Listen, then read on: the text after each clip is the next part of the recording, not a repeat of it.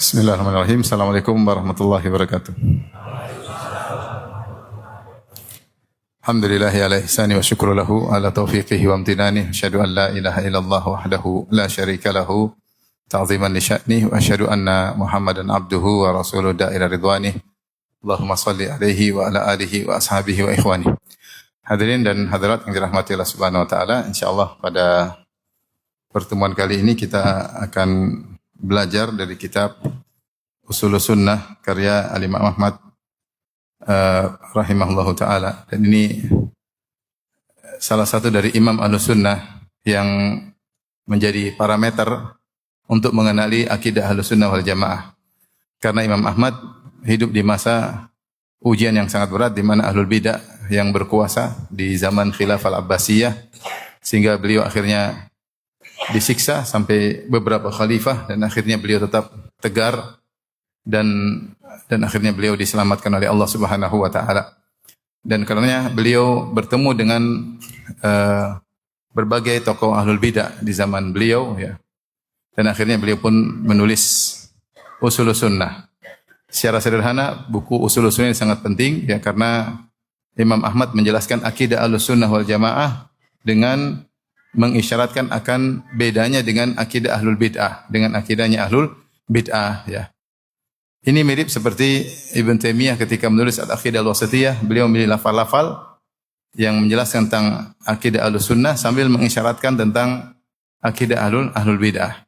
Makanya kalau kita ingin mengetahui akidah Ahlus-Sunnah yang benar, langsung kita baca bukunya Al-Imam Ahmad rahimahullahu taala. Beliau punya dua buku yang terkenal. Yang pertama adalah Ushulus Sunnah, yang kedua adalah buku Rad 'alal Jahmiyah wa Zanadiqah. Ya, Rad 'alal Jahmiyah wa Zanadiqah, bantahan terhadap Jahmiyah dan kaum zindiq. Jadi kita mengenali pembahasan beliau dengan detail insyaallah taala. Ini kita mungkin tidak kita temukan pada imam-imam yang lain ya. Yang karena imam yang lain tidak mengalami ujian seperti yang dialami oleh Imam Ahmad. Ya, seperti Imam Malik, ya, Imam Abu Hanifah, Imam Syafi'i. Mereka pun dapat ujian bukan terkait dengan akidah seperti yang dialami oleh Imam Ahmad. Diuji karena membela akidah Ahlus Sunnah wal Jamaah. Disiksa, dicambuk, dipenjara karena membela akidah Ahlus Sunnah wal Jamaah. Sehingga inilah parameter akidah Ahlus Sunnah wal Jamaah apa yang ditorehkan oleh Al-Imam Ahmad dalam kitabnya Ushulus Sunnah. Ini sekedar gambaran penting kenapa kita perlu belajar kitab Ushulus Sunnah. Dan kajian pada kesempatan kali ini saya belum masuk pada pembahasan. Kita ada dua muqaddimah. Muqaddimah pertama tentang mengenali ilmu akidah. Saya akan bahas ilmu akidah itu apa yang dipelajari, buku-buku akidah apa saja. Ini istilahnya pembahasan tentang muqaddimah tentang ilmu al-aqidah, tentang ilmu al-aqidah. Nanti pertemuan kedua khusus kita bahas tentang biografi Imam Ahmad, bagaimana zuhud beliau, bagaimana ibadah beliau, bagaimana takwa beliau, dan bagaimana ujian yang beliau hadapi. Baru pertemuan ketiga kalau kita masih hidup, insyaallah baru kita bahas Ushulus Sunnah. Tadi pagi saya baca buku tentang biografi Imam Ahmad, luar biasa. Luar biasa kalau kita pelajari sebagai pemicu bagi kita untuk lebih ikhlas dan cambuk bagi kita yang mungkin masih banyak mikirin dunia daripada akhirat. Tapi insyaallah perlu pembahasan khusus pada temuan berikutnya insyaallah tentang biografi Imam Ahmad dan zuhud beliau serta perjuangan beliau, sabarnya beliau dalam menghadapi ujian-ujian kehidupan. Jadi kajian kita ini berat ya. Kalau yang enggak mau berat-berat pulang aja sekarang. Jadi sabar ya. Insyaallah enggak berat-berat banget ya. Cuma butuh serius. Kalau saya butuh serius ya. Saya ingin kita ngaji, dengan bertambah ngaji kita tambah ilmu ya. Kalau ngaji wawasan, alhamdulillah teman-teman sudah banyak ngaji wawasan ya. Tapi ngaji lebih serius ya. Nanti mungkin ada ujiannya ya. Sehingga ketika ngaji kita benar-benar ada yang kita pahami. Dan secara umum menuntut ilmu adalah ibadah kepada Allah Subhanahu wa taala, apalagi ilmu tentang akidah Ahlus Sunnah wal Jamaah. Saking agungnya ilmu sampai Nabi bersabda, wa innal malaikata la tadau ajnihataha li talibil ilmi ridhan bima yasna. Sungguhnya malaikat meletakkan sayapnya bagi penuntut ilmu karena ridha dengan apa yang dilakukan oleh penuntut ilmu. Dua tafsiran, ada yang mengatakan malaikat meletakkan sayapnya, itu malaikat ketika terbang lantas melihat ada penuntut ilmu sedang berjalan untuk menuntut ilmu, maka dia pun turun sebagai bentuk penghormatan kepada penuntut ilmu karena agungnya ibadah yang dilakukan oleh penuntut ilmu tersebut. Yang kedua, ada yang mengatakan malaikat meletakkan sayapnya untuk diinjak oleh penuntut ilmu karena ridho, suka dengan apa yang dilakukan oleh penuntut ilmu tersebut. Dan antum semua sekarang insyaallah dalam kondisi sedang menuntut ilmu, maka hadirkan dalam diri antum bahwasanya saya sedang beribadah dalam belajar akidah untuk bisa wafat dalam akidah Ahlussunnah wal Jamaah. Jadi butuh keseriusan ya. Butuh keseriusan. Sekali lagi pengajiannya butuh mikir ya, butuh mikir ya. Baik, kita masuk pembahasan pertama, mudah-mudahan bisa lihat di televisi ya, di layar ya. Pertama tentang muqaddimah ilmu akidah, ada beberapa poin. Ikhwan, yang pertama, akidah yang benar adalah sesuai fitrah. Akidah yang benar adalah sesuai fitrah. Ya. Allah berfirman, "Fa'aqim wajhaka lid-dini hanifan fitratallahi allati fatara an-nas 'alaiha, la tabdila li khalqillah. Dzalika ad-dinul qayyim, walakinna aktsaran nasi la ya'lamun." Surat ke-35 ayat surat 30 ayat 30. Surat Rum ayat 30. Kata Allah Subhanahu wa taala, tegakkanlah wajahmu untuk din yang hanif. Fitratallahi allati fataran nas, yaitu sesuai dengan fitrah Allah yang Allah fitrahkan kepada manusia. La tabdila khalqillah, tidak ada perubahan pada ciptaan Allah. Dzalika dinul qayyim, itulah agama yang benar. Akan tapi kebanyakan orang tidak mengetahui. Apa itu fitrah? Fitrah itu yang kalau bahasa sederhananya adalah seperti file yang Allah pasang dari sananya kepada seorang manusia. Seperti contoh,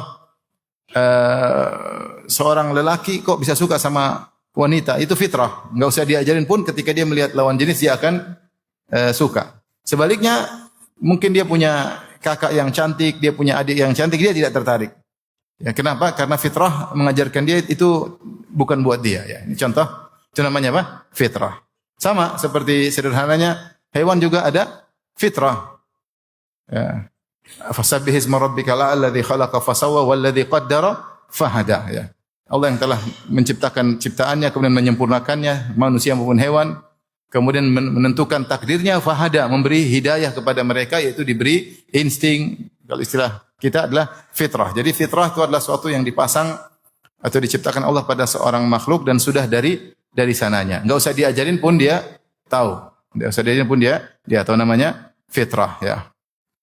Nah, demikian juga di antaranya fitrah untuk bertauhid. Secara umum manusia kalau tidak dikasih syubhat atau tidak dirubah fitrahnya, dia akan menolak. Bagaimana misalnya disuruh sembah sapi, dia tidak akan terima. Gimana saya nyembah sapi? Sapi hewan, gimana saya sembah? Fitrah dia tidak terima. Fitrah dia tidak terima. Ya. Bagaimana saya harus menyembah apa? Sapi. Kenapa? Ada file dalam dirinya tidak terima akan hal tersebut. Seperti juga fitrah bahwasanya Tuhan itu ada. Tuhan itu ada, sehingga buktinya ketika kita mengajari anak kita Tuhan itu ada, kita enggak usah susah-susah, enggak perlu menjelaskan bukti-bukti ini. Dia secara sederhana langsung dia terima. Kenapa? Karena ada file sebelumnya yang sudah Allah pasang. Ya, file itu adalah kecenderungan untuk bertauhid. Sehingga seandainya manusia kalau dibiarkan tanpa ada yang pengaruhi, dia akan cenderung kepada tauhid, ya. Maka agama Allah agama yang sesuai dengan fitrah, agama yang sesuai dengan fitrah, agama yang mudah, ya.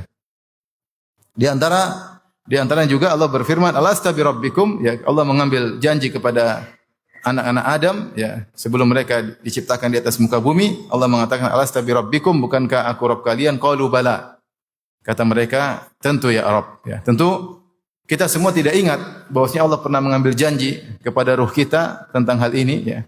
Tetapi kata para ulama, di antara efeknya ada fitrah yang cocok, ya. Masih ada asarnya, dampaknya, yaitu fitrah bahwasanya cenderungan kita memiliki Rabb, kemudian kita juga mentauhidkan Rabb tersebut. Itu adalah fitrah.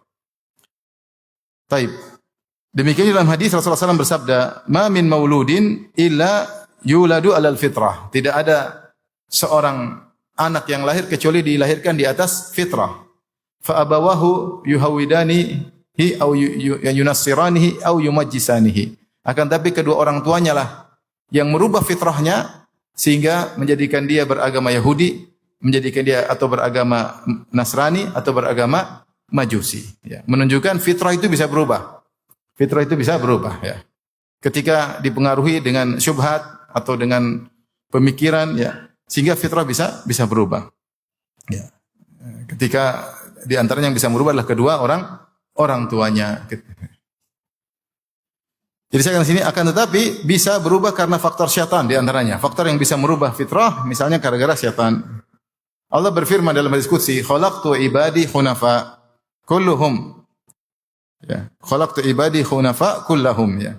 "Wa innahum atatum syayatin fajtalathum an dinihim." Sungguhnya aku menciptakan hamba-hambaku hunafa kullahum, seluruhnya hunafa, yaitu condong kepada tauhid dan menjauh dari kesyirikan. Semuanya diciptakan di atas fitrah seperti ada file yang menuju kepada tauhid dan jauh daripada kesyirikan. Syirikannya. Makanya kita kalau di antara fitrah tersebut, kalau kita sudah dalam kondisi terpaksa sulit, kita langsung ke Tuhan. Dan fitrah ini terkadang tidak bisa ditolak oleh ateis. Ateis dalam kondisi terdesak, dia pasti mencari fitrahnya mulai jalan lagi. Itu dia baru ingat, baru dia kembali kepada Allah Subhanahu wa taala, kepada Tuhan. Meskipun secara kebiasaan kesehariannya dia mengaku Tuhan tidak ada, Tuhan tidak ada. Tapi kalau dalam kondisi terdesak, fitrahnya muncul kembali. Makanya sulit orang ateis untuk melawan fitrah tersebut. Bahwasanya Tuhan tidak ada itu dia melawan fitrahnya. Jadi filenya yang Allah sudah taruh dia melawan. Ini terkadang dia menang, terkadang dia kalah, terkadang filenya muncul kembali. Terutama dalam kondisi terdesak. Itu namanya fitrah sederhananya. Tapi fitrah tadi bisa dirubah karena pengaruh syaitan, pengaruh lingkungan. Antara pengaruh syaitan, Allah berfirman dalam hadis qudsi, "Khalaqtu ibadi hunafa'a kullahum." Aku menciptakan hamba-hambaku seluruhnya condong kepada tauhid dan jauh dari syirik. Namanya hanif, maknanya demikian. Hanif itu artinya miring. Itu miring kepada tauhid dan menjauh dari kesyirikan. Wa innahum atatum syayatin. Kemudian mereka didatangi oleh syaitan, fajtalathum an dinim. Lalu mereka digelincirkan dari agama mereka. Di sini Allah menjelaskan dalam hadis qudsi ini bahwa syaitan bisa merubah fitrah seseorang. Di antara juga faktor lingkungan tadi sudah kita singgung. Nabi bersabda, "Kullu mauludin yuladu 'alal fitrah." Seluruhnya dilahirkan dalam di atas fitrah, di atas kecenderungan kepada tauhid, di atas nilai-nilai kebenaran. Ya. Kemudian fa abawahu yuhawidanihi, kedua orang tuanya akhirnya membuat dia menjadi Yahudi, au yunassiranihi, atau menjadikan dia menjadi Nasrani, au yumajjisanihi, atau dia menjadikan dia menjadi Majusi. Artinya fitrahnya berubah, fitrahnya berubah. Sebenarnya kalau didakwahi untuk kembali lagi sebenarnya bisa. Cuma terlalu banyak faktor yang buat mereka mungkin bertahan di atas kerusakan tersebut. Banyak faktor duniawi, hawa nafsu yang buat mereka akhirnya tidak kembali kepada fitrah. Makanya kalau tidak ada fanatik besar, mudah bagi orang masuk Islam. Tidak ada orang Nasara, mudah masuk Islam. Karena fitrah menunjukkan Tuhan satu. Susah fitrah ini menerima Tuhan itu ada 3 misalnya. Ya. Saya ketemu dengan ada orang masuk Islam, orang Cina, ya, pernah itikaf. Dia bilang, saya cerita, kamu masuk Islam kenapa? Saya sempat mikir Ustaz, kata dia kalau Tuhan 3, ada problem di dunia, mereka diskusi dulu kapan selesainya. Baru problem enggak habis-habis. Akhirnya saya enggaklah susah, kayaknya enggak logis. Fitrah dia enggak jalan. Tuhan 3 duduk ngobrol, diskusi kan repot. Problem enggak habis-habis. Ini punya problem. Kita aja di sini banyak problem. Apalagi satu dunia ini. Oleh karenanya fitrah dia menolak ya. Nolak ya. Tapi kalau ada fanatik tertentu susah. Yahudi sebenarnya masuk Islam mudah, cuma ada fanatik. Sebenarnya tidak ada fanatik kabilah bahwasanya kami umat terbaik, kami adalah kami. Ini mudah masuk Islam. Ya. Mereka tahu Rasulullah SAW di atas kebenaran, tapi karena fanatik kaumiyah atau nasab atau irq atau apa kabilah menjadikan mereka kalau meninggalkan Yahudi mereka bukan umat termulia lagi. Jadi mereka bertahan dengan agama Yahudi sebagai Sya'bullahil Mukhtar, yaitu bangsa yang dipilih oleh Allah Subhanahu wa taala. Jadi ini akidah yang benar pasti sesuai dengan fitrah. Saya jelaskan sini, bukan berarti sejak lahir sudah berakidah yang benar. Maksudnya yang benar dan sempurna, tidak. Yang benar dan sempurna. Bukan maksudnya demikian. Dan lengkap, bukan begitu. Bukan berarti begitu lahir langsung sudah paham usul sunnah, enggak. Enggak, tapi dia lahir di atas file yang cenderung untuk menuju atas apa? Kepada tauhid. Jadi untuk diajarin mudah. Untuk diajarin mudah. Ya. Karena di atas fitrah. Ya. Tapi maksudnya salamatul qalbi wa qabuluhu wa iradatuhu lil haqqi. Ini kata Ibnu Taimiyah rahimahullah. Maksud manusia diciptakan di atas fitrah maksudnya salamatul qalb, yaitu hatinya selamat, wa qabuluhu, wa iradatuhu lil haq, dan dia mudah menerima kebenaran dan dia mencari kebenaran. Ya. Alladhi huwal Islam, yaitu mudah menerima Islam. Bihaitsu law turika min ghairi mughayyir lama kana illa musliman. Kalau seandainya dia ditinggal begitu saja tanpa ada yang berubahnya, dia pasti muslim. Dia pasti muslim. Karena orang punya kecenderungan di atas tauhid. Ya. Kita kalau berpikir jernih, kita bilang ngapain orang nyembah patung? Dia yang pahat, dia yang bikin hidungnya, dia yang bikin ini, sudah dia sembah. Enggak logis ya. Enggak logis ya. Saya pernah cerita, ada kawan cerita temannya masuk Islam gara-gara masalah patung ya. Dia adalah penyembah berhala. Satu hari dia nyetop bis di tempat pabrik pembuatan Tuhan. Kemudian dia nyetop bisnya enggak datang-datang. Sambil bis belum datang, dia nungguin, lihatin proses pembuatan apa? Tuhan. Yang tukang buat Tuhan kurang ajar, ada Tuhan setengah jadi, didudukin. Terus dibikin Tuhan. Kata dia, meskipun belum jadi jangan kurang ajar begitu. Didudukin, diinjak, terus Tuhan setengah jadi. Akhirnya dia mikir-mikir lagi, saya kenapa bisa seperti ini? Tuhan, saya dipahat, kemudian sebenarnya kalau secara fitrah ya, susah. Jadi kalau dibiarkan tanpa ada yang merubah, tanpa yang pengaruhi, maka niscaya dia akan tetap di atas Islam. Dan fitrah pasti menolak kebatilan ya. Kecuali ada penghalang atau ada perubah. Kalau ada perubah bisa berubah, ada penghalang bisa terhalang. Dikatakan yang berikutnya, fitrah dan kebenaran seperti syams ma'a dhau'ul ain, seperti matahari dengan cahaya mata. Mata dan cahaya mata. Jika tidak ada hijab, maka mata akan melihat cahaya matahari. Seandainya tidak ada hijab, maka mata akan bisa melihat cahaya matahari. Istilahnya cahaya tersebut sudah ada potensi di matanya untuk melihat. Tinggal ada cahaya, dia langsung bisa melihat. Kecuali di penghalang. Penghalang macam-macam. Orang tuanya menghalangi, lingkungan menghalangi, ta'assub fanatik menghalangi. Akhirnya dia tidak jadi beriman. Tapi seandainya tidak ada penghalang sama sekali, maka fitrahnya akan mengantarkan dia kepada akidah yang benar. Ini akidah yang benar adalah akidah Islam. Dan kita tahu semua nabi mengajarkan Islam ya. Semua nabi, baik Nabi Adam, Nabi Nuh sampai Nabi Muhammad, semuanya mengajarkan Islam ya. Hanya sekarang istilah Islam buat Nabi Muhammad SAW itu dengan syariat yang khusus, syariat Nabi Muhammad SAW, karena pada dasarnya semua nabi juga Islam ya. Seperti Nabi Musa berkata, "In kuntum amantum billahi fa alaihi tawakkalu in kuntum muslimin," ya. Wahai kaumku, jika kalian benar-benar beriman, bertawakallah jika kalian adalah orang Islam ya. Demikian juga nasihat para nabi kepada wala tamutunna illa wa antum muslimun ya. Janganlah kalian mati kecuali di atas Islam. Nabi Yakub kepada anak-anaknya. Kemudian juga Nabi Ibrahim, Nabi Ismail, Rabbana waj'alna muslimaini lak. Ya Allah, jadikanlah kami Islam kepadamu. Jadi semua nabi Islam. Makna Islam maksudnya tauhid ya. Makanya Rasulullah SAW berkata, al-anbiya abna'u li'allat. Ummatuhum syatta wa dinuhum wahid.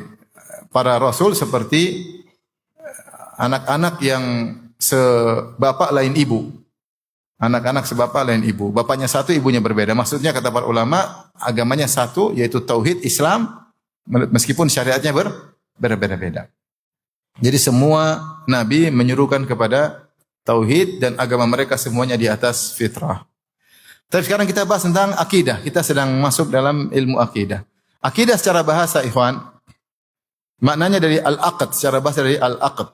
Al-aqd ya, maknanya rabat, yaitu ikatan, tawassuk yaitu dikuatkan, syad biquwah yaitu diikat dengan kuat, atau al-yaqin, yakin, jazm, pasti, itu namanya al-aqidah. Al-aqidah maknanya kembali kepada satu makna, yaitu mantap, kuat, kokoh, yakin. Itu makna akidah. Akad itu suatu simpul atau ikatan rabat yang diikat dengan kuat, namanya akidah. Makanya akidah tidak dikatakan pada perkara yang diragukan. Seorang berakidah itu secara bahasa maknanya dia yakin, dia memastikan, itu namanya akidah. Ini secara bahasa. Secara istilah, al-imanul jazim alladhi la yatatarraqu ilaihi syakkun lada mu'taqidih.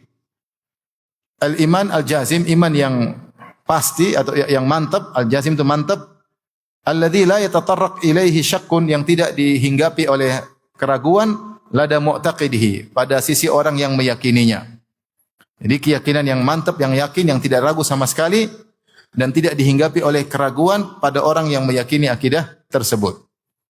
Itu iman yang yakin dan mantap, yang tidak menerima keraguan bagi yang meyakininya. Ini makna secara akidah.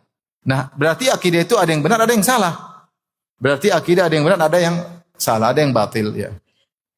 Ya, orang Islam yakin dengan akidahnya, orang Nasrani juga yakin dengan akidahnya, orang Yahudi juga yakin dengan apa? Akidahnya. Masing-masing punya akidah. Secara bahasa, akidah adalah keyakinan yang mantap. Itu namanya akidah, ya.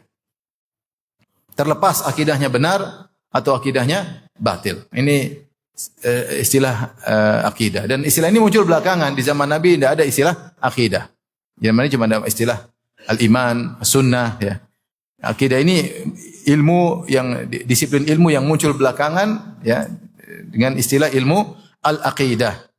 Yang dimaksud oleh para penyusun ilmu tersebut atau yang bergelut dengan ilmu tersebut, maksudnya akidah adalah terkait dengan keyakinan yang mantap. Dan jadilah istilah mustalah yang dikenal oleh orang sekarang, ya, sehingga kalau mau bertanya apa akidahnya, itu apa keyakinannya yang dia yakini.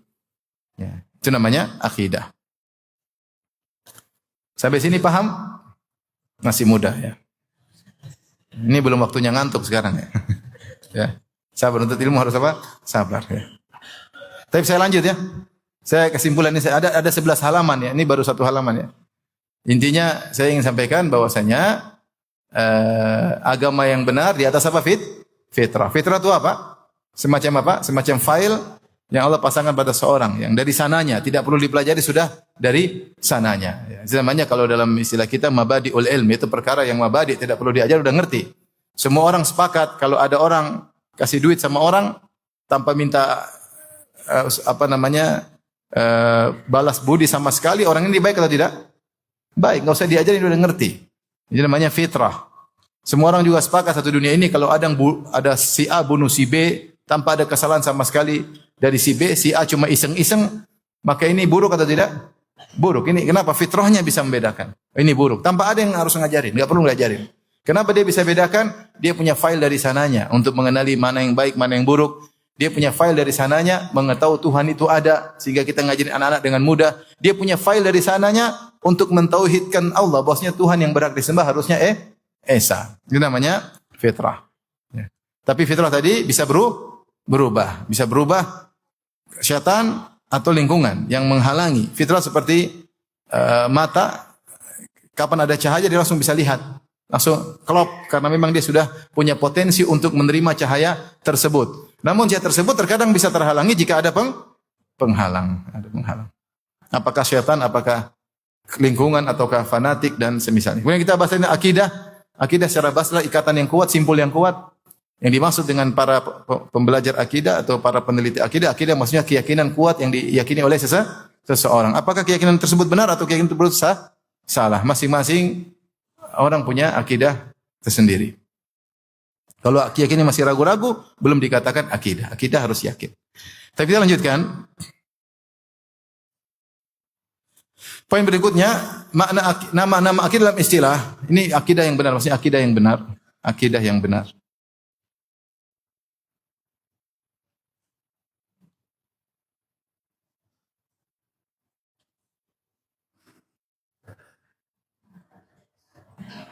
Ada nama istilah akan datang bahasanya, tapi saya singgung sedikit. Nama-nama yang benar al-fiqhul akbar. Al-fiqhul akbar ini untuk membedakan dengan al-fiqhul asghar atau al-fiqhus shaghir. Usuluddin, sunnah, tauhid, syariah, al-iman. Ini nama-nama istilah akidah, istilah akidah.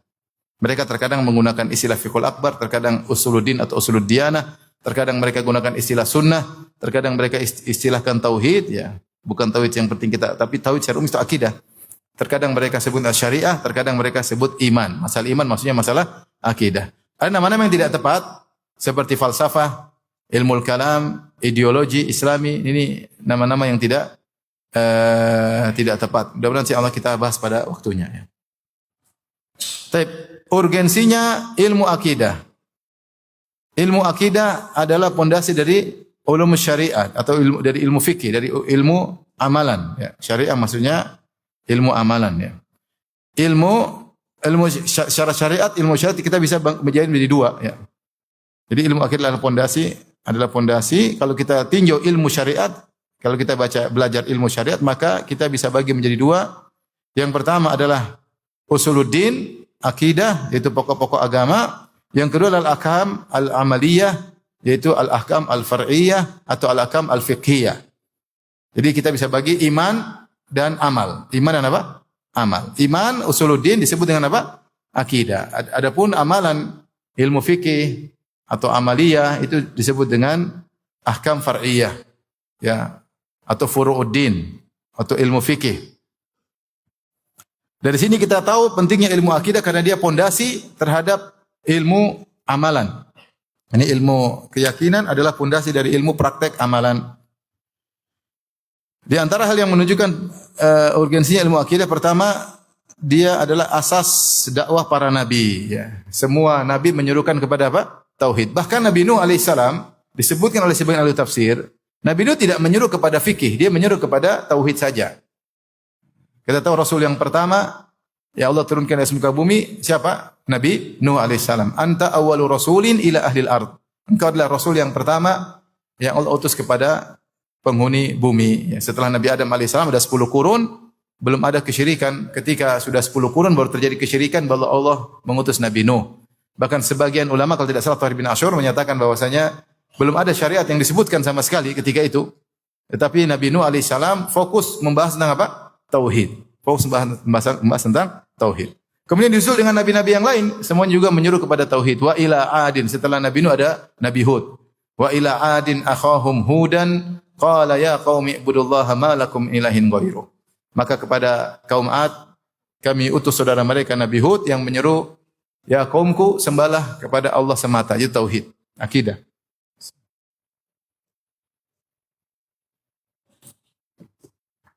Demikian juga Nabi Saleh.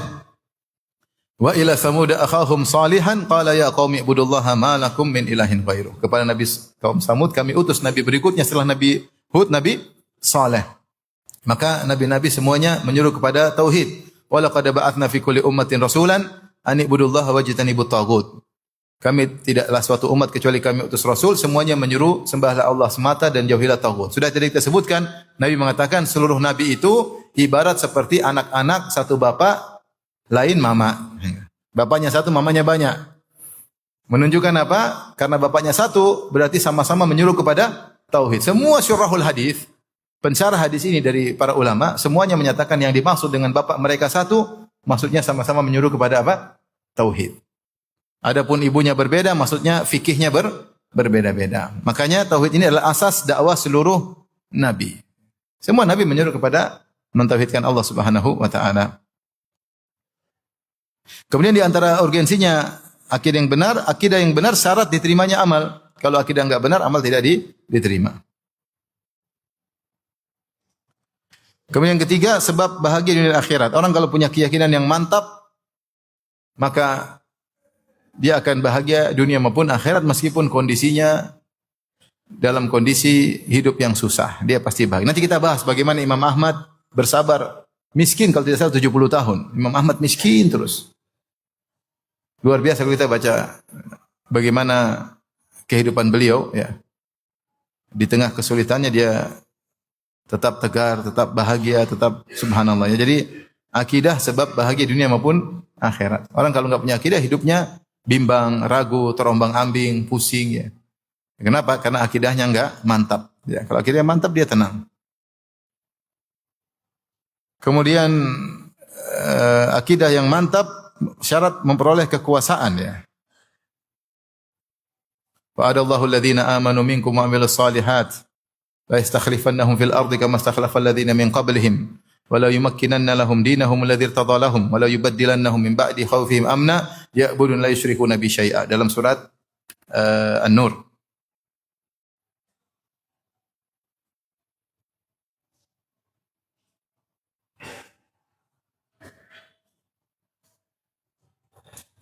Surat An-Nur ayat 55. Surat An-Nur ayat 55. Kata Allah Subhanahu wa taala, Allah berjanji menjanjikan bagi orang beriman di antara kalian dan beramal saleh, sungguh kami akan membuat mereka berkuasa di atas muka bumi. Sebagaimana kami telah menjadikan orang-orang sebelum mereka berkuasa. Dan kami akan menjadikan menunggukan bagi mereka agama mereka yang telah Allah ridhai. Dan kami akan menggantikan rasa takut mereka dengan rasa keamanan. Syaratnya ya'budunani la yusyrikuna bi syai'a. Mereka beribadah kepadaku semata dan tidak berbuat syirik sama sekali. Jadi syarat orang meraih kekuasaan dengan bertauhid. Mari lihat bagaimana Nabi mengajarkan tauhid kepada para sahabat. Cuma jumlah sedikit atau mereka bisa menguasai dunia. Ya. Luar biasa. Dengan jumlah yang sangat sedikit. Tadi kalau kita baca misalnya sejarah Mesir, bagaimana Amr bin As cuma bawa pasukan 4.000 kemudian melakukan masuk Mesir, dan Mesir adalah daerah kekuasaan Romawi. Romawi mungkin pasukannya jutaan ketika itu. Cuma 40.000 orang kemudian bisa menaklukkan apa? Mesir, merubah Mesir dari selain agama Islam jadi agama Islam, dari yang tidak tahu bahasa Arab semuanya bisa bahasa Arab.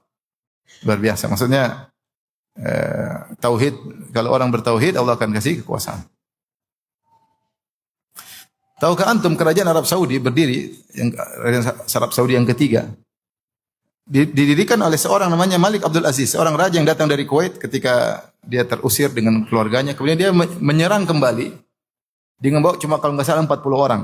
Dari Kuwait dia masuk Riyadh, kemudian dia kuasai Arab Saudi. Cuma berapa orang? 40 orang. Maksudnya kalau kita baca cerita luar biasa. Jumlah sedikit ya, ke perang Badar sudah cukuplah 315 mengalahkan 1000. Dengan keterbatasan kekuatan melawan kekuatan yang hebat ternyata bisa kalah. Kam min fi'atin qalilatin ghalabat fi'atan katsiratan biiznillah. Betapa banyak kelompok sedikit bisa mengalahkan kelompok yang besar dengan izin Allah Subhanahu wa taala. Maka tauhid adalah syarat atau sebab meraih kesuksesan, kekuasaan. Kemudian di antaranya orang yang bertauhid, yang berakidah yang benar, memerdekakan akal dari syubhat dan khurafat. Orang kalau enggak punya akidah yang benar, dia mudah sekali dibohongin. Ya, kasih khurafat, percaya apa aja dibilangin percaya. Ya. Percaya ada lorong tembus ke Mekah, percaya. Ada gentong air tembus sampai Zam-Zam, percaya ya. Saya pernah ke suatu masjid di suatu daerah di tanah air kita, tahu ada anak-anak dikasih air gentong 3, sudah lumutan, sudah ada hijau-hijau. Ambil air diusap. Saya tanya ini apa? Kata mereka ini air sambung sampai ke Mekah. Luar biasa. Ini proyek ini dari sampai sini Mekah. Lumayan berapa ribu kilometer nih. Orang percaya aja. Ya, tapi kalau punya akidah yang benar enggak logis, ini apa kayak gini. Ya. Maka seperti kemarin ada yang itikaf kemudian dari mana Mas? Baru turun dari Sidratul Muntaha. Allahu Akbar. Enggak ngajak-ngajak. Nabi aja Jibril mundur Nabi sendiri. Kau sama teman-teman luar biasa ini. Orang kalau enggak punya akidah percaya aja mudah. Ya begitulah ya. Jadi di antara fungsi akidah yang benar memberikan akal dari syubhat dan khurafat. Harus akidah yang benar. Dia punya usul pemahaman yang benar sehingga dia tidak mudah diombang-ambing, tidak mudah dibohongi. Taib, dengan kemudian di antaranya dia adalah tadi mungkin tambahkan yang dia adalah pondasi, saya lupa ini pondasi dari yang ke-6, pondasi amal soleh. Pondasi amal soleh. Orang kalau punya akidah yang benar, ini dibahas, pembahasan ini bagus di dalam buku Al-Fiqhul Manhaji di muqaddimah tentang keterkaitan ilmu syariat dan ilmu akidah. Bahwasanya kalau orang punya ilmu akidah yang benar, dia akan semangat beramal soleh. Dia rajin sholat duha, dia rajin sholat. Dia tahu bahwasanya ada pahalanya. Dia yakin. Kalau dia punya akidah yang benar, dia mudah untuk bersedekah, dia tidak pelit. Jadi kalau dia ragu-ragu, cuma teori doang, tidak dia yakini, tidak susah beramal soleh. Susah beramal soleh. Dia kalau punya akidah yang benar, dia akan sabar. Betapapun ujian banyak, dia sabar, yakin ini semua pilihan Allah Subhanahu wa taala, insyaallah yang terbaik ya. Maka beramal soleh salat malam atau puasa sunnah atau sedekah atau berbakti sama orang tua atau amalan-amalan kebajikan lainnya, kalau dibangun di atas akidah yang benar membuat seorang semangat menjalankan amal soleh tersebut, kemudian lebih khusyuk ketika menjalankan amal soleh tersebut. Ya. Makanya ketika Rasulullah SAW berbicara tentang melihat Allah, innakum satarawna rabbakum yaumal qiyamati iyanan, atau dalam bisa dengan fathah ayanan. Yang benar lebih tepat iyanan, ya. Wazan fi'al. Semuanya kalian akan melihat Rabb kalian, melihat langsung, ilmu ayana, melihat langsung pada hari kiamat, kama tarawna al-qamara lailatal badri. Sebagaimana kalian melihat rembulan di malam bulan purnama. Atau sebagian dalam riwayat sebagian kalian melihat matahari, itu mudah kelihatan. La tudhammuna fi ru'yatihi.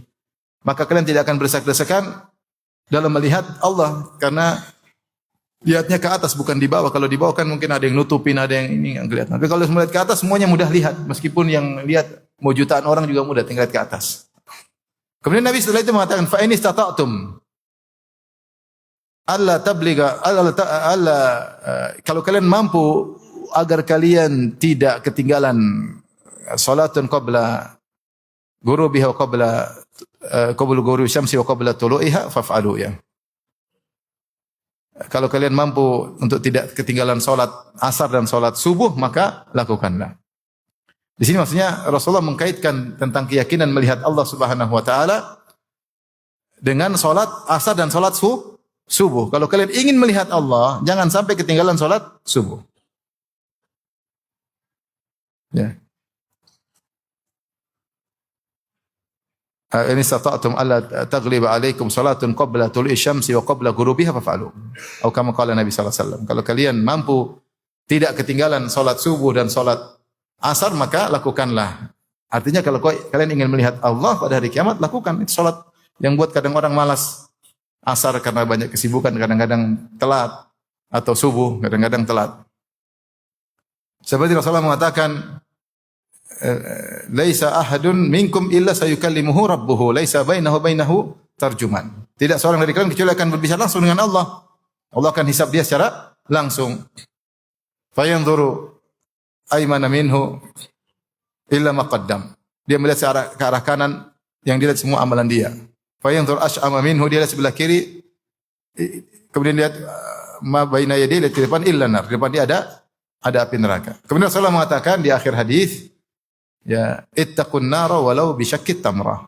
Jaga diri kalian dari neraka meskipun harus bersedekah, hanya sedekah dengan sepenggal korma. Maksudnya Rasulullah kaitkan, kalau kau yakin kau akan dihisab oleh Allah dan kau yakin di depanmu ada neraka dan kau yakin yang kau lihat nanti amalmu akan diungkap, maka bersedekahlah. Maka seharusnya pemilik akidah yang benar, dia kuat dalam beramal. Dia yang kuat dalam beramal saleh, harusnya. Kalau ada orang pelit, akidahnya bermasalah. Kata Rasulullah SAW, la yajtami al-iman wa syuh fi qalbi abdin abada. Tidak akan berkumpul dalam hati seorang hamba pelit dan iman. Kalau dia pelit berarti imannya lemah. Ya. Kalau imannya kuat harusnya pelitnya hilang. Jadi pelit dan iman bersatu. Kalau ini iman, ini pelit. Kalau imannya kuat, pelitnya mengecil. Kalau imannya kecil, pelitnya membesar. Antum yang mana nih? Pelitnya membesar atau imannya membesar? Dua-duanya nggak mungkin. Beriman tapi pelit luar biasa, nggak mungkin. Di atas manhaj salaf tapi pelitnya luar biasa, nggak mungkin. Nabi yang bilang, maksud saya kalau akidah benar akan tampak aplikasi dalam kehidupan sehari-hari. Taib, ini diantara urgensi ilmu akidah. Maka akidah adalah pondasi amal saleh. Pondasi amal saleh. Tapi kita ulangi lagi halaman kedua ini. Nama-nama akidah ada yang benar, al-fiqhul akbar, usuluddin, sunnah, tauhid, syariah, al-iman. Nama yang tidak tepat, falsafah. Kenapa nanti akan dijelaskan? Ilmu kalam, kemudian ideologi Islam ini tidak tepat. Yang tepat adalah seperti yang kita bahas tadi. Ya, kemudian tambah yang mungkin terkadang sekarang disebut al-aqidah il-islamiyah. Ya, ini yang belakangan, al-islamiyah. Untuk membedakan akidah selain Islamiyah. Adapun pentingnya urgensi akidah, maka akidah adalah pondasi bagi amalan. Kalau ilmu syariat kita bagi dua, ada ilmu akidah, yang kedua ilmu tentang amaliyah. Ilmu akidah disebut usuluddin, ilmu amaliyah disebut furu'uddin, yaitu amal soleh, tentang fikih. Maka akidah merupakan pondasi bagi furu'uddin. Adapun urgensinya akidah, pertama dia asas dakwah para nabi, yang kedua akidah yang benar syarat diterimanya amal, yang ketiga sebab bahagia dunia akhirat, yang keempat akidah yang benar syarat memperoleh kekuasaan, yang kelima memerdekakan seorang dari ikatan khurafat dan syubhat, dan yang keenam pondasi untuk semangat beramal saleh. Paham ikhwan? Kita sepakat pertemuan berikutnya ada ujian? Sepakat enggak? Meskipun enggak ada hadiahnya. Sepakat? Bismillah ya. Mau tulis yang baik ya. Karena ini enggak ada live-nya, makanya catat yang baik ya. Baik. Kita lanjut halaman berikutnya. Semakin halaman berikutnya semakin susah ya. Sudah hang belum? Belum ya? Ini mukadimah, kalau mukadimah udah hang gimana nanti? Sebenarnya akidah itu gampang, yang bikin susah itu gara-gara banyak ahlul bidah, itu bikin susah. Akidah ahlus sunnah itu mudah. Orang Badui masuk Islam selesai, enggak usah susah. Tinggal Rasulullah jelasin, dia terima zahirnya, kemudian selesai. Kenapa jadi susah? Gara-gara banyak bid'ah. Terlalu banyak bid'ah, banyak khurafat, banyak madhab fikriyah, banyak kerusakan. Akhirnya ulama bikin buku yang sulit dalam rangka menjaga jangan sampai akidah seorang salah karena terlalu banyak syubhat. Taib, apa keistimewaan akidah Islam yang benar? Jadi kita bilang di antara nama akidah yang benar al-aqidah al-islamiyah, yaitu akidah Islam, untuk membedakan akidah yang non-Islam. Apa keistimewaannya? Banyak. Perhatikan. Yang pertama, dia rabbaniyatul masdar, sumbernya dari Allah, yaitu berdasarkan dalil Al-Qur'an maupun sunnah, berdasarkan dalil. Kalau istilah kita disebut tauqifiyah, tauqif. Itu harus wakaf, harus berhenti berdasarkan dalil. Ya. Tauqifiyah. Ya, berdasarkan dalil. Karena secara sederhana akidah ilmu gaib. Akidah pembahasannya masalah gaib. Gimana mau terka-terka? Enggak ada, ya. Terka-terka enggak, maka kita tahu mungkin secara ilmu gaib tentang Tuhan secara global, detail kita enggak bisa. Tanpa ada Al-Quran maupun Sunnah, kita hanya bersandar kepada fitrah, kita bisa tahu Allah pasti Maha Esa, Allah pasti Maha Kuasa, ya, Allah pasti berilmu. Ini bisa, tapi kalau detail-detail kita enggak bisa. Karena dia sesuatu yang gaib. Maka kita butuh informasi dari Allah langsung atau melalui Rasulullah sallallahu alaihi wasallam. Maka di antara keistimewaan akidah Islam, dia bukan akidah ngarang, bukan ngarang seorang. Bukan karangan seorang, bukan mimpi seorang, bukan pengalaman seorang, bukan. Tapi langsung dari Al-Quran maupun sunnah. Dari sumber yang kita mau yakini. Siapa yang lebih tahu tentang dirinya sendiri? A'antum a'lamu amillah. Kalian lebih tahu atau Allah yang lebih tahu? Allah lebih tahu tentang dirinya sendiri. Maka kita butuh informasi yang detail tentang Allah, tentang apa yang dia lakukan di alam barzah, tentang apa yang dilakukan di hari kiamat. Gak mungkin kita nerka-nerka. Bisakah akal kita nerka-nerka bakalan ada malaikat mungkar dan nakir? Ya bisa. Orang kalau tidak dikasih kabar, dia pikir mati selesai. Tapi ada informasi, ternyata ada malaikat mungkar dan nakir. Ini butuh tauqifiyah, tauqif. Yaitu harus berdasarkan dalil Al-Quran dan Sunnah. Faham? Jadi maksud saya landasan. Jadi Allah berfirman, wa anna hadza sirati mustaqiman fattabi'uh. Bahwasanya ini adalah jalanku, fattabi'uh, maka ikutilah. Ikutilah jalanku, itu dalil. Jalanku jelas, maksudnya yang Allah jelaskan, ini adalah jalanku. Wa anna hadza sirati. Ini ada jalanku. Berarti dijelaskan enggak? Dijelaskan. Wa anna inilah jalanku.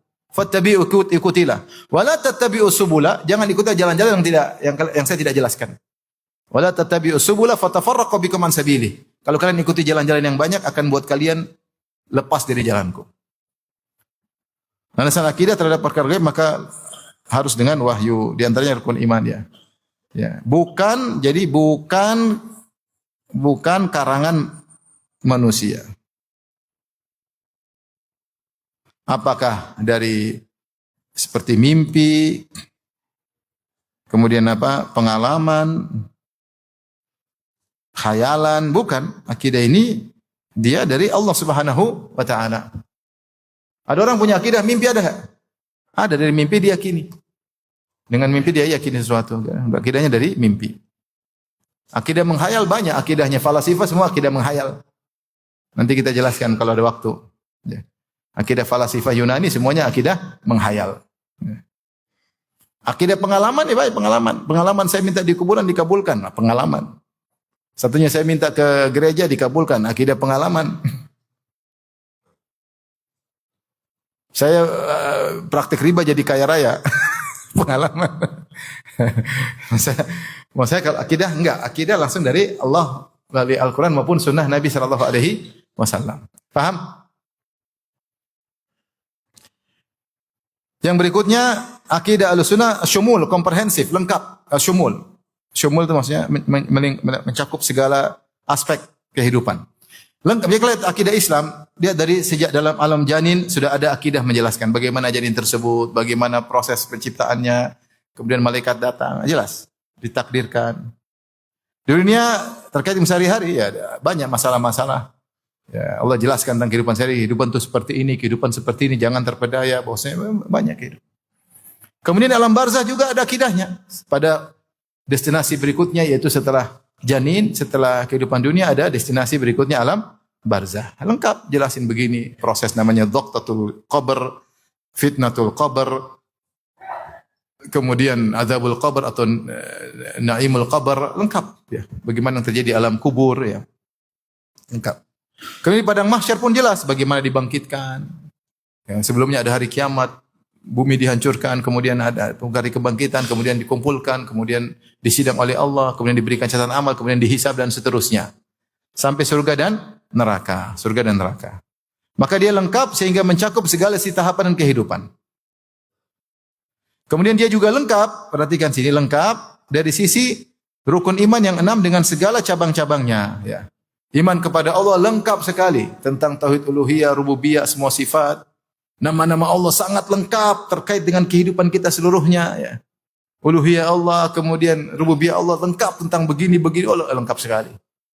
Antum mana ada akidah agama yang kayak begini? Enggak ada. Jadi ini konsekuensi Nabi terakhir agamanya harus sempurna. Al-yauma akmaltu lakum dinakum. Karena hari ini telah aku sempurnakan bagi kalian agama kalian dan tidak mungkin ada nabi yang lain akan menyempurnakan lagi atau mengkoreksi atau merevisi, sudah enggak ada lagi.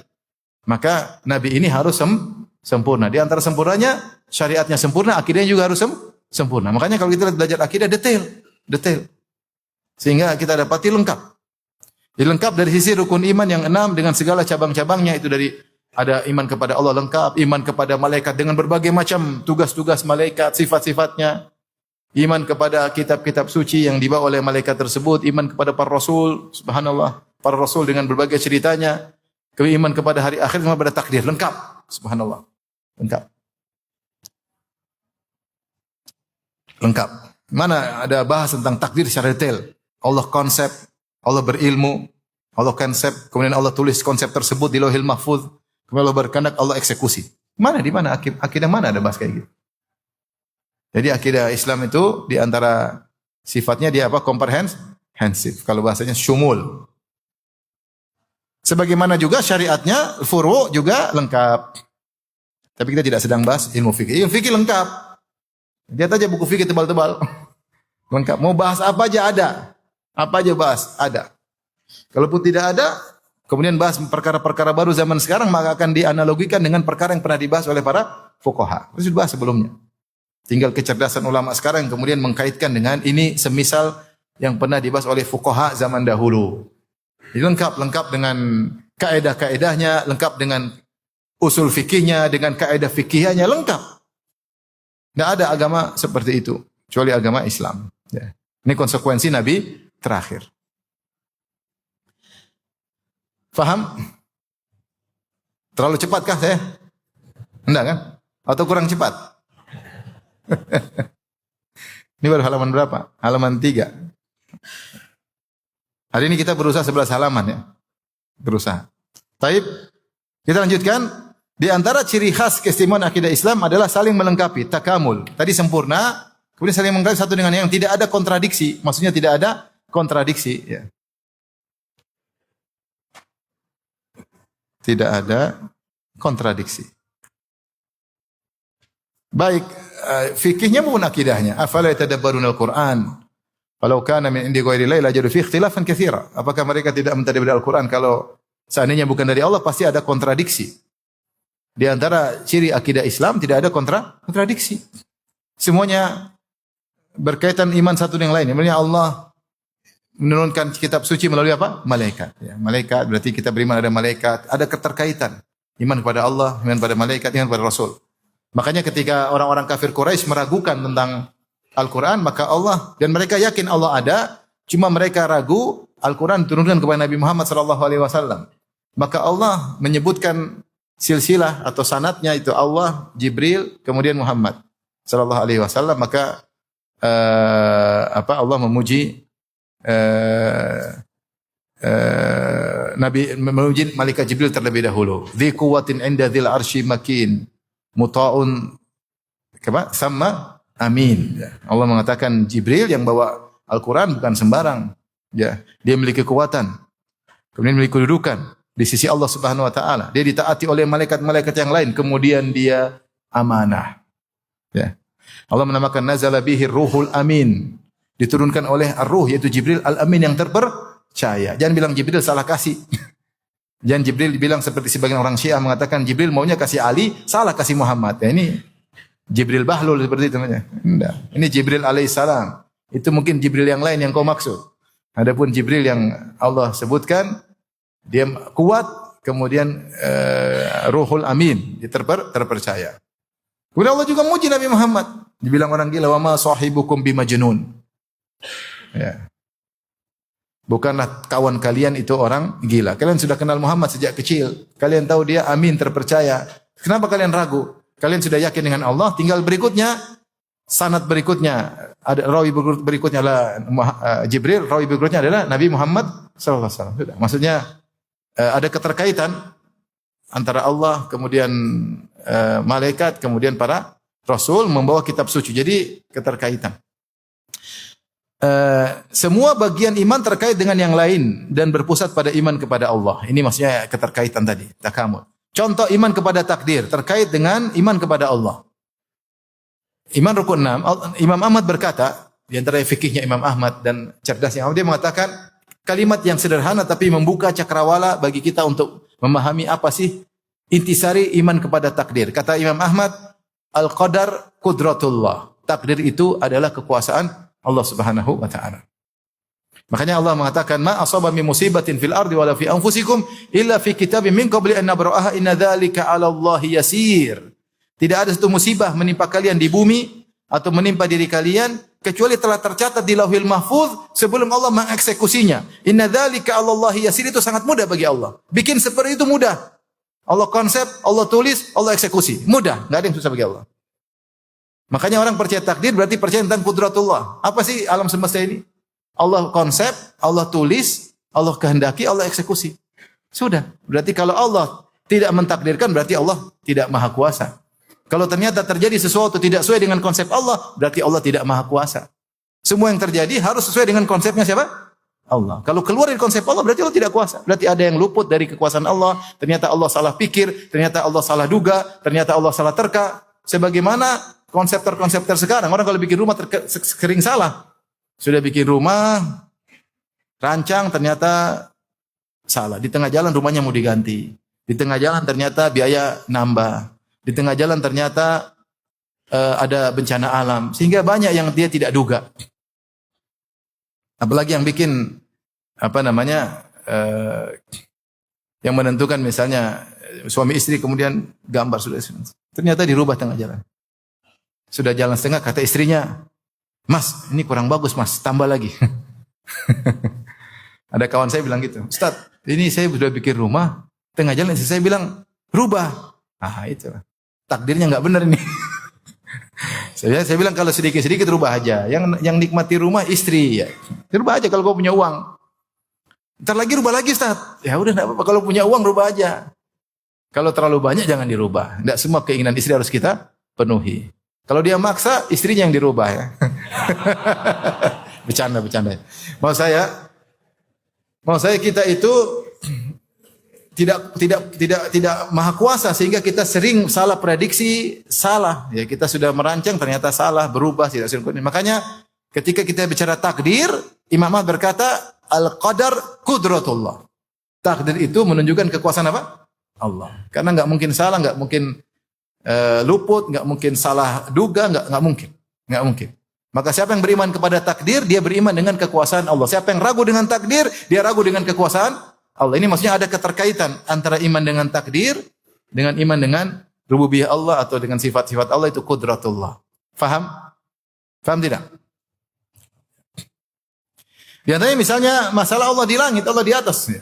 Semua seperti kata dinukil oleh Ibnu Taimiyah dari Al-Kashf an Manahijil Adillah karya Ibnu Rushd, ketika dia membahas bahwasanya Allah di atas, maksudnya semua syariat dibangun di atas, Allah di atas. Karena malaikat turun dari atas, malaikat lapor ke atas, Quran turun dari atas, Nabi Isra Mi'raj naik ke atas. Kalau kita bilang Allah tidak di atas, agak susah ini, kita mengkompromikan agak susah. Iya enggak? Tapi ketika kita bilang Allah di atas, yang lain sudah terkompromikan dengan sendirinya. Tidak ada kontradiksi. Tapi kalau Allah tidak di atas, terus Nabi Muhammad ketemu siapa waktu Isra Mi'raj? Nabi Muhammad ketemu siapa? Coba, kan bingung juga.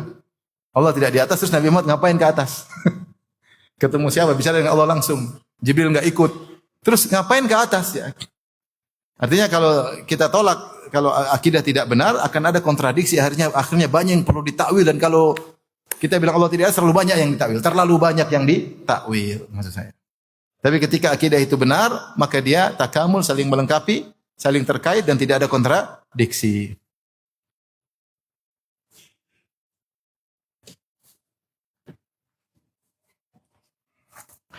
Taib, paham? Paham, jangan paham aja, dicatat, jangan paham doang. Catat. Atau pinjam catatan teman, enggak apa-apa. Taib. Saya ulangi, ini ada berapa poin ya? Atau kita lanjutkan dulu sebentar. Yang berikutnya di antara keistimewaan akidah Islamiyah, dia adalah moderat atau tengah atau tawazun wal i'tidal. Dia moderat atau tengah. Istilah moderasi ini moderat, makna yang masih ambigu, tapi maksudnya kita bawakan kepada makna al-wasatiyah, yaitu sifat tengah atau al-i'tidal atau tawazun.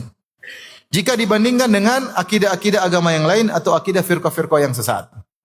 Jadi akidah Ahlussunnah yang benar, dia akidah yang tengah. Ya. Jika dibandingkan agama yang lain atau dibandingkan dengan firqah-firqah yang sesat, ya.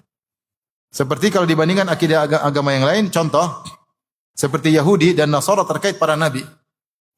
Kalau Yahudi Nasara, Yahudi dalam perjanjian lama mencela para nabi, ya. Nabi Nuh mabuk, ya. Nabi Nuh minum khamar, akhirnya minum anggur, akhirnya mabuk. Gara-gara mabuk akhirnya dia menggauli putri-putrinya. Kan ini bagi kita masa nabi seperti itu. Jadi mereka mencela para nabi. Nabi Sulaiman musyrik, akhirnya kembali menyembah berhala gara-gara terpengaruh istrinya, ya. Nabi Daud naksir wanita, kemudian akhirnya berzina dengan seorang wanita, ya. Macam-macam kalau kita baca Nabi Harun ikut-ikutan proses pembuatan sapi. Saya sudah bahas di buku Syarah Rinci Rukun Iman. Bagaimana sikap orang Yahudi terhadap para nabi. Mereka mencela para nabi, bahkan mereka membunuh para nabi. Wa qatlahumul anbiya, dan mereka membunuh para nabi. Itu Yahudi. Nasara berlebihan sebaliknya. Nabi mereka cuma satu. Nabi siapa? Nabi Isa. Terlalu berlebihan Nabi Isa diangkat menjadi Tuhan. Jadi Tuhan. Ini Islam tengah-tengah. Nabi adalah abduhu wa rasuluh. Wa anna Isa abdullahi wa rasuluh. Dia hamba Allah, bukan Tuhan, yang beribadah kepada Allah. Dan dia adalah Rasul yang tidak mungkin salah perkataannya karena dia utusan Allah Subhanahu wa taala. Ini contoh. Jadi Nasara, maka Islam di tengah Yahudi Nasara terkait para nabi. Makanya ada perkataan Mas Ibnu Taimiyah kalau tidak salah berkata, Ahlussunnah dibandingkan firqah-firqah seperti Islam dibandingkan agama-agama. Ya.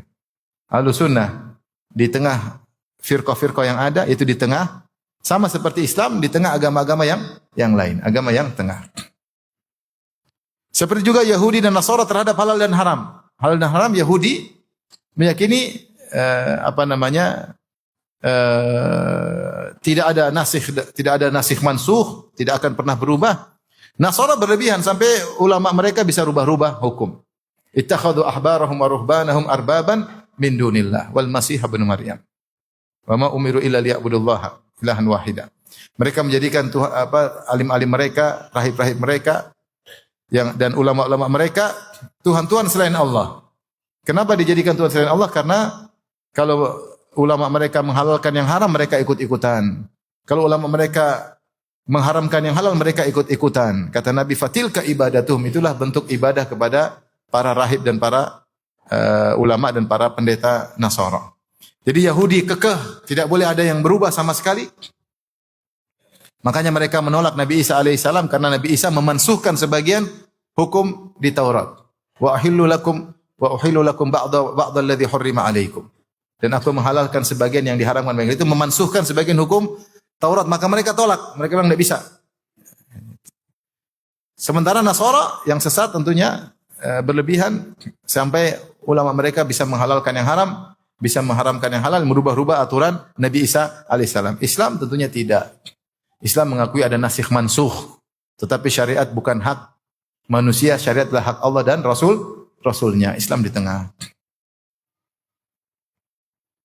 Terkait juga dengan misalnya materialistis, al-madiyah, yang orang berbicara tentang dunia saja, lupa dengan akhirat sama sekali. Atau yang satunya berbicara akhirat sehingga terlalu berlebihan. Saya pernah ketemu salah seorang penganut agama. Saya diundang makan waktu itu, ada kawan yang antar makan. Dia bilang, Ustadz ini bagian yang halal, situ bagian babi ya. Oke, saya yang makan halal. Terus saya ngobrol sama dia. Dia bilang, bisa nggak kamu jalan agamamu? Saya tanya dia. Dia susah, saat kalau jalan hanya pendeta-pendeta kita yang bisa kerjakan agama sesuai dengan yang dituntunkan dalam kitab suci kita.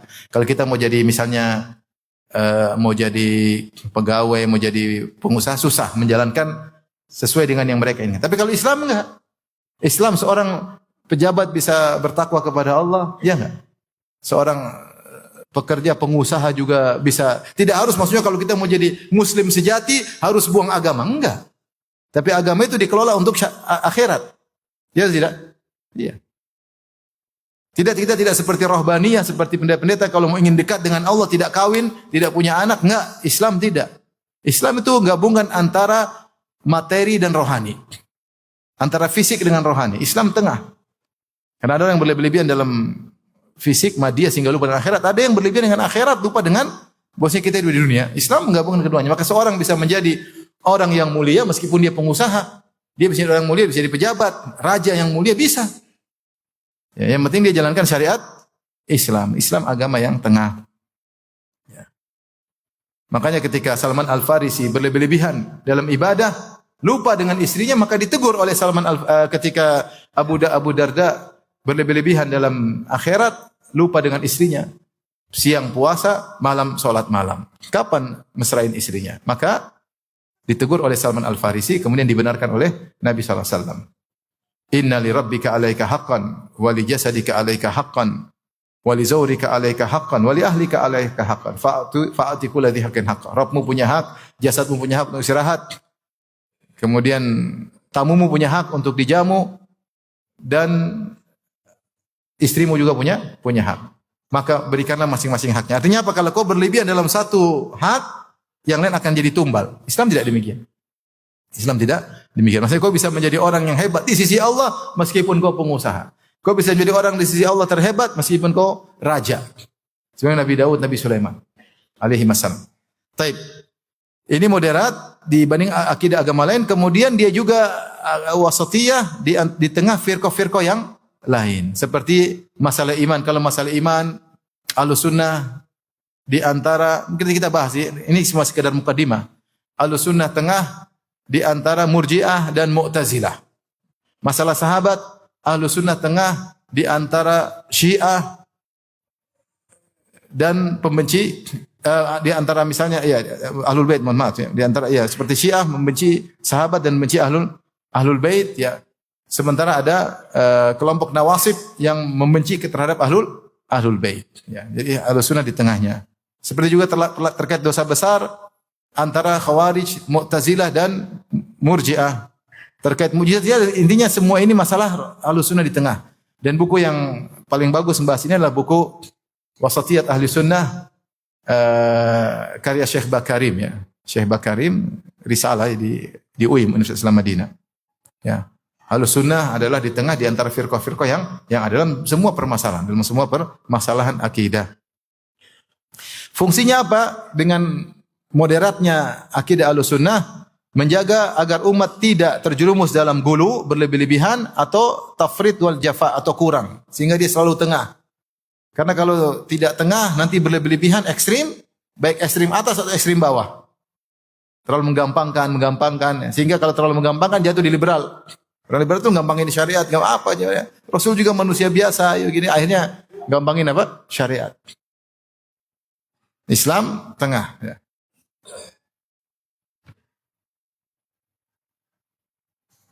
Baik, yang terakhir kita bahas sebelum kita istirahat ya. Di antara ciri khas akidah Ahlussunnah sabat war rusukh, yaitu kokoh untuk seluruh zaman dan tempat. Kokoh salihun likulli zaman wa makan. Kokoh untuk setiap tempat dan waktu. Maka akidah Islamiyah tidak menerima ijtihad. Akidah ini bukan perkara ijtihadiyah, enggak ada ijtihad. Enggak ada ijtihad. Ya sudah, kalau ada terima, kalau enggak ada ya sudah. Karena dia masalah keyakinan. Beda kalau masalah fikih perlu ijtihad karena mau kita amalin. Kalau yang enggak ada ya enggak usah diyakini. Ya, enggak usah diyakini. Enggak usah diyakini. Maka tidak menerima ijtihad. Yang menerima ijtihad itu masalah far'iyah karena kita mau amalkan. Ada masalah, ada kasus mau kita amalkan, maka dia perlu ijtihad. Akidah enggak perlu. Yang ada kamu yakini, yang enggak ada enggak usah diyakini. Ya, enggak usah diyakini. Terus tidak menerima pengembangan, tidak tatwir, enggak ada pengembangan dulu akidah gini kemudian besar, enggak ada pengembangan akidah. Yang ada penjelasan lebih detail karena ada firqah-firqah yang sesat sehingga perlu penjelasan lebih detail menjelaskan yang sudah ada. Adapun ada tambahan akidah sebelumnya tidak ada. Kalau fikih ada. Dulu hukum-hukum syariat sedikit-sedikit, lama-lama bertambah. Akidah ya. Akidah enggak sudah lengkap, sudah selesai ya. Tidak ada pengembangan ya. Kalau Allah kasih tahu sudah, kalau enggak ya sudah selesai. Tidak menerima pembaharuan, tajdid. Nah, ini bahaya nih istilahnya tajdid, istilah orang-orang liberal, tajdid, pembaharuan dalam akidah. Ternyata semua agama masuk surga, pembaharuan. Dulu enggak ada yang tahu. Ternyata sekarang semua agama masuk ke surga. Ya. Ini namanya tajdid. Mereka istilahkan dengan apa? Tajdid. Tajdid dalam akidah, tajdid dalam syariat. Mereka juga fikih bikin tajdid, akidah juga mereka bikin apa? Tajdid. Ini semua tidak ada. Jadi Islam akidah Islam tidak menerima ijtihad, tidak menerima pengembangan, tidak menerima pembaharuan. Dan akidah bukan urusan khalifah, bukan urusan pendeta, bukan yang harus dibahas di muktamar dan lain-lain. Berbeda kalau kita baca tentang kisah bagaimana sejarah akidah Nasara. Mereka ada majma' tentang masalah kenabian ketuhanan Isa beberapa kali muktamar. Muktamar pertama ada keputusan, muktamar kedua ada keputusan, muktamar ketiga ada revisi. Akidah tidak butuh muktamar. Akidah udah jelas. Dia tidak menerima pembaharuan. Ini bukan urusan khalifah. Harus gini-gini keyakinan orang. Tidak menerima pembaharuan, tidak menerima perkembangan dan tidak menerima ijtihad. Tidak menerima ijtihad ya. Taib.